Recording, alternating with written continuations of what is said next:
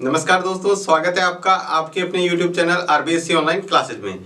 आज अपन स्टार्ट करेंगे आपके विज्ञान का 15वां पार्ट, जिसमें अपन पढ़ेंगे पृथ्वी की संरचना के बारे में। यानी पृथ्वी की संरचना कैसी है, इसकी उत्पत्ति कैसे हुई और ये किस तरह से बनी है, इसके बारे में पूरी जानकारी प्राप्त करेंगे। तो देखिएगा, बहुत ध्यान से चैप्टर को देखना है और बहुत ही ध्यान से समझना है। आप इसको ध्यान से सुनेंगे तब भी आप इसका आसानी से समझ पाएंगे। तो आपको पूरा वीडियो देखना है ताकि ये चैप्टर आपको आसानी से समझ में आए। तो देखो, इसके अंदर अपने को पढ़ना क्या है। सबसे पहले अपन बात करते हैं अपने सूर्य और पृथ्वी के बीच की दूरी की। यानी अपना जो ये मान लो सूर्य है, ठीक है, और ये है पृथ्वी।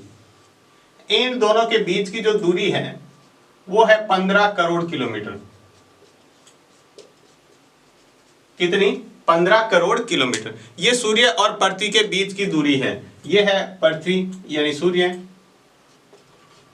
ये है पृथ्वी। इनके बीच की जो दूरी लगभग 15 करोड़ किलोमीटर है। इस दूरी को, जो सूर्य और पृथ्वी की जो दूरी है, इसको कहा जाता है एक खगोलीय मात्रक। क्या कहा जाता है? एक खगोलीय मात्रक। ये क्या है मात्रक? इसको ऐसा क्यों कहा जाता है? ये दूरी नापने का एक बहुत बड़ा मात्रक होता है, जिसमें दूरी लगभग 15 करोड़ किलोमीटर दूरी को एक खगोलीय मात्रक कहा जाता है। यानी एक खगोलीय मात्रक का मतलब होता है पृथ्वी और जो सूर्य के बीच की दूरी है उसको एक खगोलीय मात्रक कहा जाता है, जिसकी लंबाई मतलब किलोमीटर के अंदर देखें तो लगभग 15 करोड़ किलोमीटर होती है। ठीक है, ये बात आपको ध्यान रखनी है कि जो पृथ्वी की सूर्य से दूरी लगभग 15 करोड़ किलोमीटर है, जिसे एक खगोलीय मात्रक कहते हैं। अब देखो, पृथ्वी जो है वो अपनी धुरी पर क्या है? स्थिर नहीं है। वो अपने क्या करती है? पृथ्वी एक जगह अपने एक धुरी पर क्या करती रहती है? घूमती रहती है। ठीक है, जिसके कारण अपने क्या होता है? दिन और रात होते हैं। पृथ्वी अपनी धुरी पर एक जो चक्कर लगाती है, यानी अपनी एक जगह पे ऐसे घूमती है, एक जो चक्कर लगाती है वो उसमें एक दिन लगता है। उसमें क्या लगता है? एक दिन। यानी आपसे पूछे पृथ्वी को अपनी धुरी पर घूमने में कितना समय लगता है घूर्णन करने में, तो एक दिन लगता है। एक दिन मतलब 24 घंटे, जिसके अंदर क्या होता है? आधे भाग पर दिन होता है और आधे भाग पर रात होती है। ठीक है, जिसकी वजह से दिन और रात होते हैं। यानी पृथ्वी के अपनी धुरी पर घूमने के कारण क्या होते हैं? दिन और रात होते हैं। देखो किस तरह से, जैसे मान लो अपन कह देते हैं यहां पर सूर्य है, यहां पर क्या है? अभी सूर्य है इस साइड में, और ये है पृथ्वी। ये बहुत दूर होने की वजह से यहां सूर्य छोटा बना है। वैसे सूर्य क्या है? पृथ्वी से बहुत बड़ा है। ठीक है, लेकिन यहां दूरी ज्यादा होने का। अब ये जो वाला भाग होगा ना, ये वाला भाग, यहां पर इतना भाग है, इसमें रात होगी। क्यों? क्योंकि सूर्य इधर से चमक रहा है तो इधर से प्रकाश आ रहा है, प्रकाश सिर्फ यहां पड़ रहा है।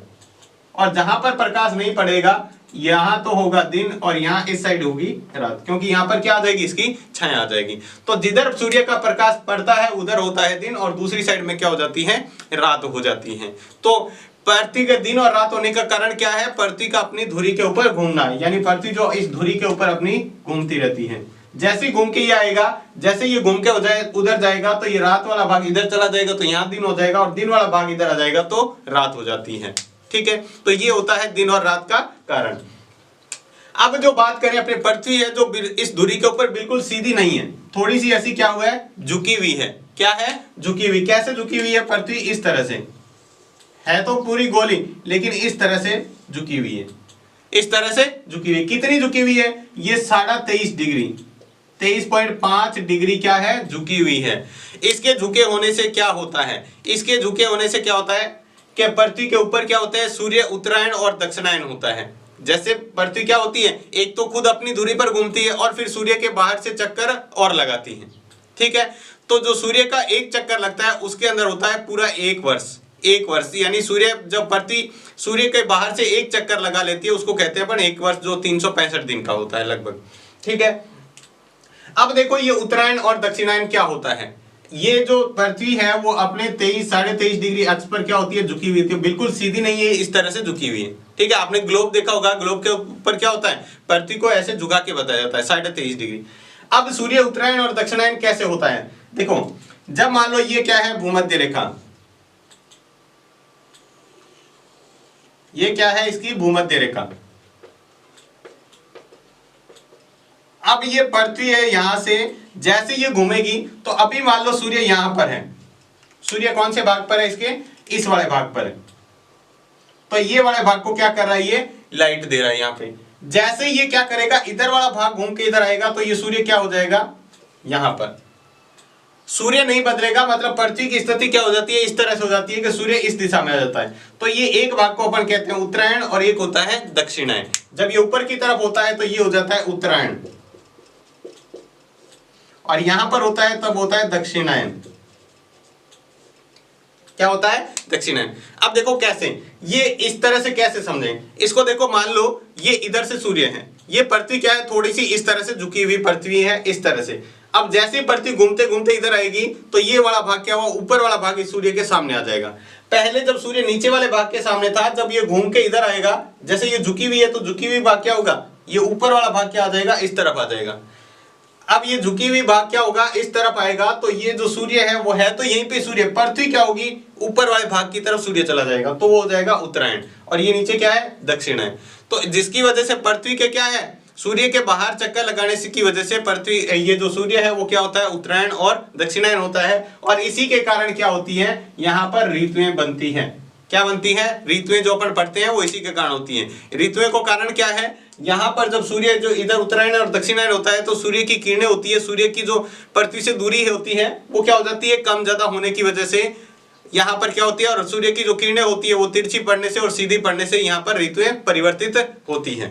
ठीक है, अब देखो जो ऋतुएं परिवर्तित हुई है, इसी के कारण क्या है, यहाँ पर जीवन की जो संभावना है वो इसी के कारण होती है। यहाँ पर जीवन जो संभव हुआ है पृथ्वी पर इसी के कारण हुआ है। एक तो दिन रात होने के कारण, दूसरा क्या है, यहाँ पर पृथ्वी जो लगातार चक्कर लगाती है जिसकी वजह से सूर्य क्या होता है, उत्तरायण और दक्षिणायन, और यहाँ पर ऋतुएं क्या होती है, परिवर्तित होती रहती हैं। तो ये था इसके बारे में थोड़ी सी बेसिक जानकारी। तो पृथ्वी की अपनी थोड़ी बहुत जानकारी प्राप्त की। इसके बाद में अपन देखते हैं पृथ्वी की उत्पत्ति और विकास कैसे हुआ, यानी पृथ्वी की उत्पत्ति कैसे हुई, कैसे बनी ये पृथ्वी, इसके बारे में। और ये अब जो बना हुआ है पृथ्वी में क्या चेंजेज आए हैं, जो अपने वर्तमान में जो पृथ्वी देख रहे हैं इसमें कितना चेंजेज आया, कैसे कैसे इसका विकास हुआ है, ठीक है, क्या क्या स्टेप इसके अंदर बदलाव हुआ है वो अपन देखते हैं। तो पहले देख लेते हैं अपन पृथ्वी की उत्पत्ति कैसे हुई, पृथ्वी की उत्पत्ति कैसे हुई उसके बारे में। तो देखो पृथ्वी क्या है, सौरमंडल का एक सदस्य है, यानी सौरमंडल। पहले अपन देख लेते हैं सौरमंडल किसे कहते हैं। ठीक है, वैसे तो आपको पता होगा लेकिन फिर भी अपन बात कर लेते हैं सौरमंडल।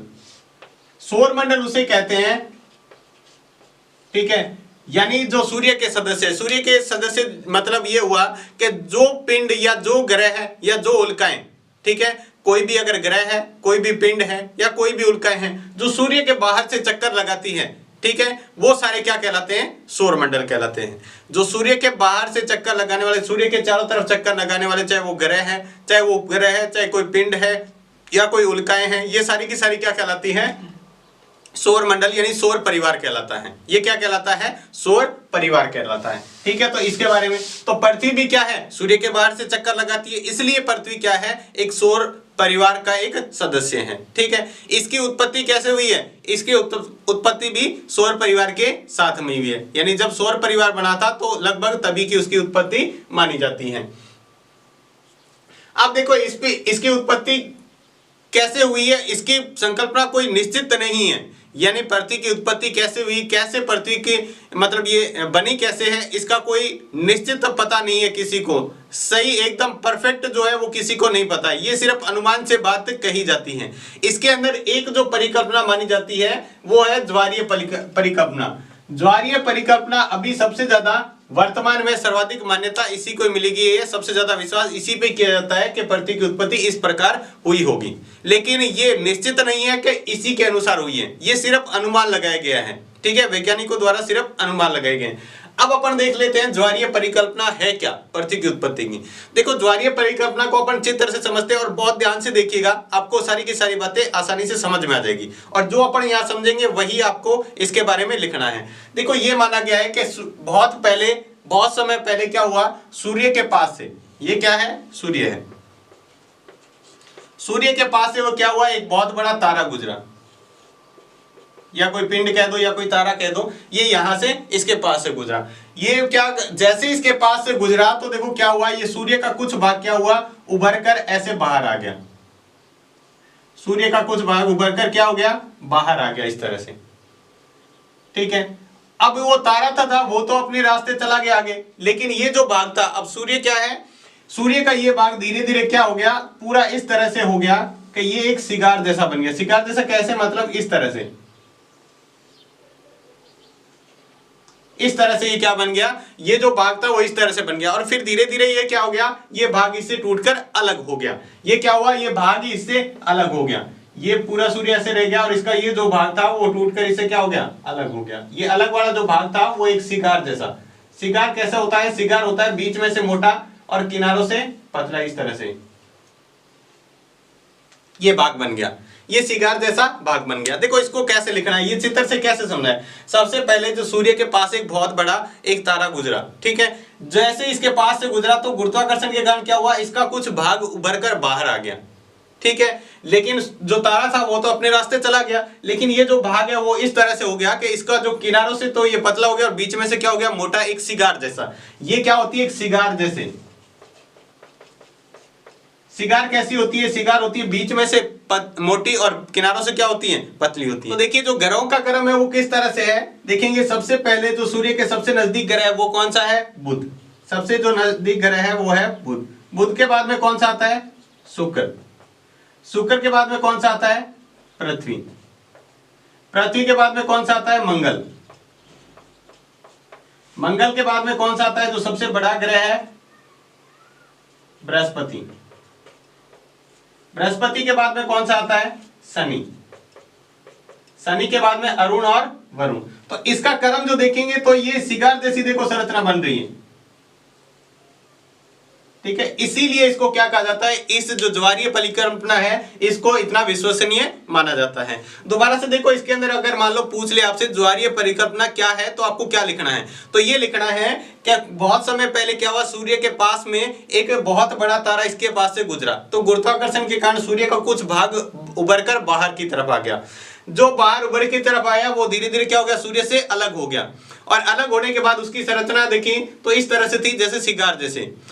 क्योंकि जो ग्रहों का क्रम है, ग्रहों को अगर क्रम से जचाएं तो वो भी क्या करती है, सिगार जैसी संरचना बनती है। इसलिए क्या है, इसको सबसे ज्यादा विश्वसनीय माना जाता है ज्वारीय परिकल्पना को। तो इस तरह से आपको इसको लिखना है, ठीक है। तो आपको ये चीजें ऐसे लिखनी है, ध्यान से रखना कि ग्रहों का जो क्रम है वो कैसा है, इस तरह से है कि ये जो भाग देखते हैं किनारों से देखो पतला है और बीच में से मोटा है, ठीक है। इसलिए इसको सिगार जैसी संरचना भी कहा जाता है। तो ये थी इसकी सबसे जो विश्वसनीय संकल्पना है, ज्वारीय संकल्पना।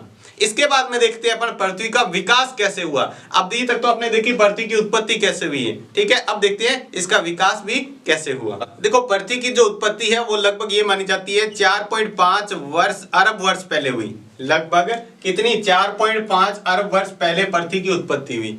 और जो सौर मंडल है, यानी जो सौर मंडल है उसकी उत्पत्ति इससे भी 3 गुना साल पहले, यानी इससे भी हुआ 4.5, फिर 4.5 और फिर 4.5, 3 बार गुणा करेंगे तब क्या हुआ, पूरे सौर मंडल की है ये ब्रह्मांड की उत्पत्ति मानी जाती है।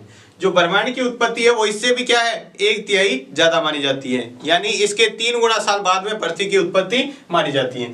प्रारंभ में पृथ्वी यानी स्टार्टिंग में क्या थी, पृथ्वी सूर्य का एक भाग माना जाता है, तो बहुत ज्यादा गर्म थी, बहुत ज्यादा गर्म थी। और इसकी घूमने की जो घूर्णन की गति थी वो भी बहुत तेज थी। अब जो घूर्णन की गति है 24 घंटे में 1 चक्कर लगाती है, तो पहले ये क्या थी, बहुत तेज थी, ठीक है। धीरे धीरे ये क्या हुई, जो घूर्णन की गति से घूमने से ये भाग क्या होता गया, ठंडा होता गया, ठीक है। तो धीरे धीरे ये ठंडा हुआ। जैसे ही ठंडा हुआ तो इसमें क्या हुए, जो भारी तत्व थे, जो भारी तत्व थे वो तो क्या हुए, अंदर की तरफ चले गए। जैसे अपन कोई पानी के अंदर चीज डालें तो ज्यादा भारी होगी, वो क्या होगी, ज्यादा तल में जाएगी। तो इसमें भी ऐसा ही हुआ, जो भारी तत्व थे वो क्या हुए, गहराई में चले गए, ठीक है। और जो हल्के तत्व थे वो क्या हो गए, बाहर इसकी सतह पर रह गए। जो हल्के तत्व थे वो इसकी सतह पर रह गए। और जो गैसें थी जितनी भी वो क्या बन गई, वायुमंडल बन गया। उन गैसों से क्या बन गया, वायुमंडल बन गया। तो देखो आपको क्या ध्यान रखना है इसके अंदर, विकास के अंदर पृथ्वी का विकास कैसे हुआ। तो पृथ्वी का विकास लगभग 4.5 अरब वर्ष पहले इसकी उत्पत्ति मानी जाती है, और ब्रह्मांड की उत्पत्ति इससे 3 गुना साल पहले मानी जाती है। प्रारंभ में पृथ्वी क्या थी, बहुत ज्यादा गर्म थी, और इसकी घूमने की गति थी वो भी बहुत तेज थी। लेकिन धीरे धीरे क्या हुई, पृथ्वी ठंडी हुई, करोड़ों साल लगे इसके ठंडा होने में। जैसे जैसे ये ठंडी हुई तो इसके भारी तत्व थे तो जो इसकी गहराई में चले गए, और जो ऐसे तत्व थे जो हल्के थे वो सतह पर आ गए। और जो गैसें जितनी भी थी उनसे वायुमंडल बन गया। ठीक है, तो इस तरह से पृथ्वी पर ये सारा सब कुछ जो निर्माण हुआ है, विकास इस तरह से हुआ है। ठीक है, अब अपन माने पृथ्वी के दो नाम और भी हैं जिसको अपन वर्ल्ड भी कहते हैं और विश्व भी कहते हैं। पृथ्वी को वर्ल्ड भी कहा जाता है और विश्व भी कहा जाता है। ठीक है, और पृथ्वी के अन्य नाम भी है जो कम प्रचलित है, जैसे भूमि हो गया, टेरा हो गया या गे हो गया। भूमि, टेरा और गे ये भी किसके नाम है? ये भी पृथ्वी के ही कम प्रचलित नाम है। हालांकि भूमि तो बहुत प्रचलित है, टेरा और गे वैसे देखा जाए तो कम प्रचलित है। ठीक है, इसके बाद में देखा जाए सौर मंडल में, सौर मंडल की बात करें तो द्रव्यमान, व्यास और घनत्व की दृष्टि से सबसे बड़ा ठोस ग्रह है वो पृथ्वी को माना जाता है। देखो कैसे, अगर उसका व्यास के हिसाब से देखें, जितना उसका व्यास है उसका द्रव्यमान, उसी के अनुसार उसका द्रव्यमान भी ज्यादा होना चाहिए और उसी के अनुसार उसका घनत्व भी अधिक होना चाहिए। तो इस दृष्टि में ये सबसे क्या है? बड़ा ग्रह माना जाता है। ऐसा ग्रह, कुछ ग्रह ऐसे हैं जिनका व्यास ज्यादा है लेकिन उनका घनत्व और द्रव्यमान कम होगा। ठीक है, जैसे बृहस्पति है, वैसे बड़ा है तो उसका व्यास बड़ा है लेकिन उसका द्रव्यमान और घनत्व देखेंगे तो उससे क्या हो जाएगा? कम हो जाएगा। तो जो द्रव्यमान, व्यास में भी, द्रव्यमान में भी और घनत्व में, तीनों में सबसे ज्यादा है वो क्या, वो कौन सा ग्रह है? पृथ्वी है। तो इस तरह से पृथ्वी का क्या हुआ है? विकास हुआ है। पहले अपने देखा था पृथ्वी की उत्पत्ति कैसे हुई, तो उसकी ज्वारीय परिकल्पना मानी जाती है, और विकास कैसे हुआ, तो इस तरह से पृथ्वी का विकास माना जाता है। तो पृथ्वी की उत्पत्ति और विकास के बाद में अब देखते हैं पृथ्वी की संरचना कैसी है। पृथ्वी की संरचना के बारे में देखते हैं। तो देखो, पृथ्वी की गहराई तक खुदाई नहीं की जा सकती। पृथ्वी तक अभी तक ऐसी कोई मशीन नहीं बनी है जो पृथ्वी की गहराई तक खुदाई करके अपन अंदर की जो संरचना है उसका पता लगा सके। तो फिर अंदर की संरचना का कैसे पता लगाते हैं? पृथ्वी के अंदर की बनावट का पता ज्वालामुखी के लावे, यानी जब ज्वालामुखी आती है उससे जो लावा बाहर निकलता है उससे, और भूकंपीय तरंगों के अध्ययन से पता चलता है। जैसे भूकंपीय की तरह जो भूकंप आता है उसकी तरंगों से अपने को अंदर की संरचना का पता चलता है कि अभी पृथ्वी के अंदर की संरचना कैसी है। ठीक है, सभी जगह पृथ्वी की बनावट एक जैसी नहीं है। पूरे पृथ्वी की अपन बनावट देखें, अंदर खोदते जाएं तो क्या सभी एक जैसी है? नहीं, अलग अलग है। तो उसका अपन पता इनके द्वारा लगाते हैं। इसके बाद अपन बात करें सूर्य से जो पृथ्वी अलग हुई थी, ठीक है, तब ये क्या थी? द्रव्य के रूप में एक गोला थी। एक गोला था, वो पूरा किसके रूप में था? द्रव्य में, उबलता हुआ द्रव्य के रूप में। धीरे धीरे ये क्या हुआ? ठंडा हुआ। लेकिन लंबे समय तक इसका अधिकांश भाग क्या था?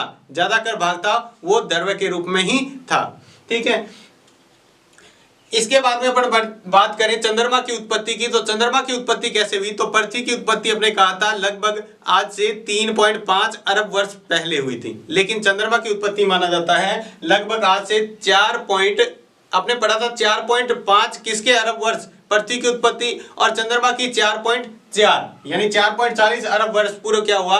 मंगल के आकार का एक ग्रह, जो मंगल ग्रह है उसके आकार का एक पिंड पृथ्वी से आकर टकराया, तो पृथ्वी का कुछ भाग क्या हुआ? पृथ्वी से अलग हो गया, जो चंद्रमा के रूप में उसका निर्माण हुआ। ठीक है, जो चंद्रमा के रूप में वो पिंड क्या हुआ? टकराने से चंद्रमा की उत्पत्ति हुई। और चंद्रमा पृथ्वी का एकमात्र प्राकृतिक उपग्रह है। अब उपग्रह किसे कहते हैं? उपग्रह उसे कहते हैं जो क्या करता है? सूर्य किसी भी ग्रह के बाहर से चक्कर लगाता है। जैसे पृथ्वी के बाहर से अगर कोई चक्कर लगा रहा है तो पृथ्वी का उपग्रह कहलाएगा।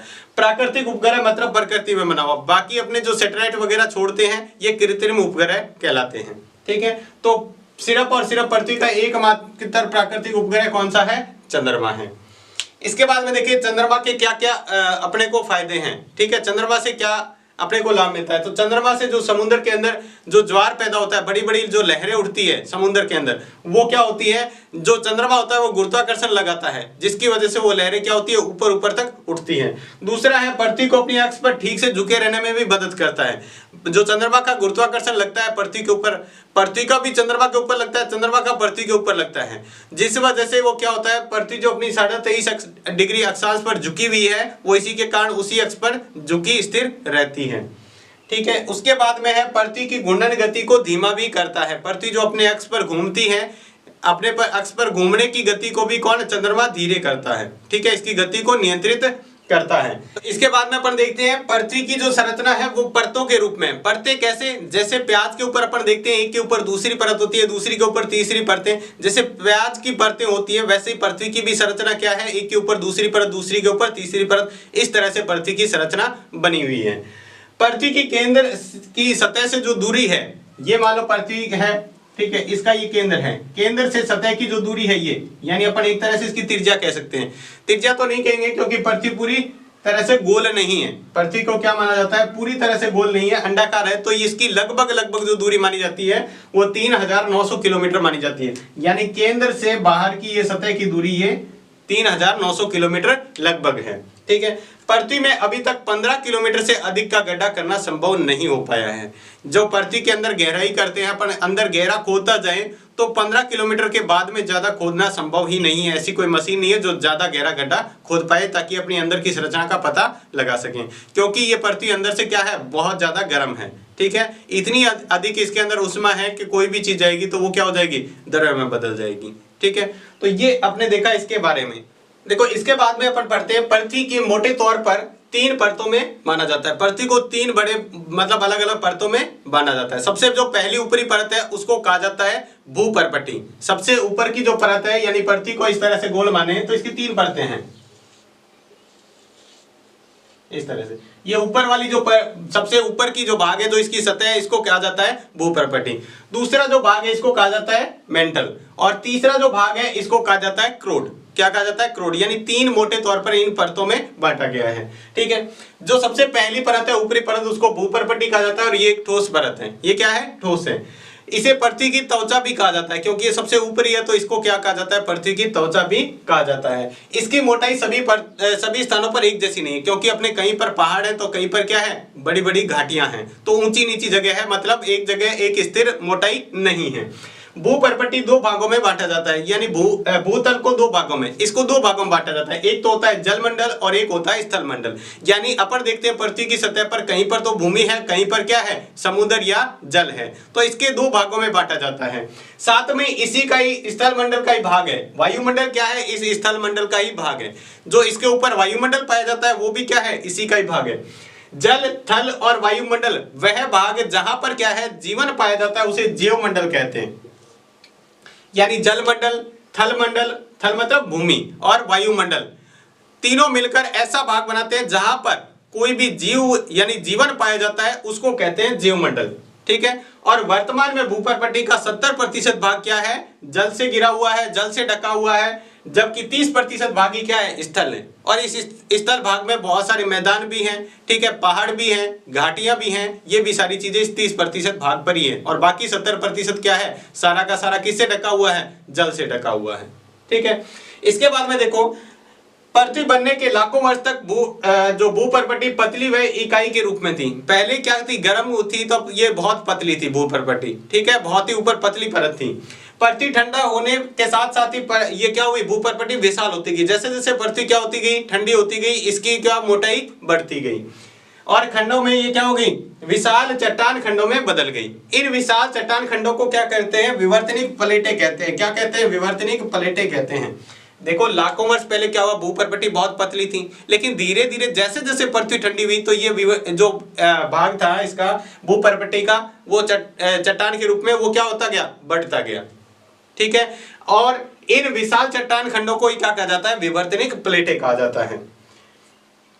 महाद्वीप इन्हीं विवर्तनिक प्लेटों पर स्थित हैं। जो महाद्वीप हैं वो इन्हीं विवर्तनिक प्लेटों पर स्थित हैं, और ये जो विवर्तनिक प्लेटें हैं वो धीरे धीरे खिसकती रहती है, धीरे धीरे एक दूसरे पर क्या होती रहती है, खिसकती रहती है। और इनकी खिसकने की स्पीड आपको पता है कितनी है, कितनी आकी गई है, जितने अपने नाखून बढ़ते हैं, जितने अपने नाखून के बढ़ने की गति है, उतनी ही गति से एक दूसरे पर खिसकती हैं।